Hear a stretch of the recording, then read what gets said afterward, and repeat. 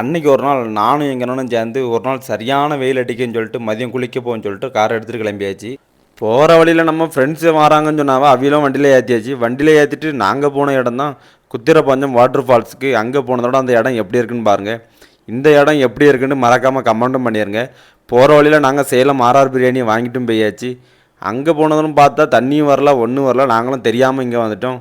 பாருங்கள், இந்த மாதிரி தான் முட்டளவு கூட இல்லை, அதுக்கு இங்கே தான் தண்ணி போய்ட்டுருக்கு. அங்கே மேலே போய் பார்த்தா ஆளுக்கு ஒரு இடமா போகிறான்னா நம்ம எங்கே போகிறதே தெரில. சரி, மேலே தண்ணி வரல, கீழே வந்துட்டு இருக்கும்போது இவனும் பாறையிலேருந்து வலிக்கி அடி வாங்கிட்டான். நம்ம தம்பிங்க 2 பேரும் ஒரு பாட்டுக்கு ஸ்டெப்பு வேறு போடுதானா. இந்த பாட்டு வேறு இப்போ புதுசாக வந்த பாட்டு தான். அது என்ன பாட்டுன்னு சொல்லி மறக்காமல் கமெண்ட் பண்ணுங்கள்.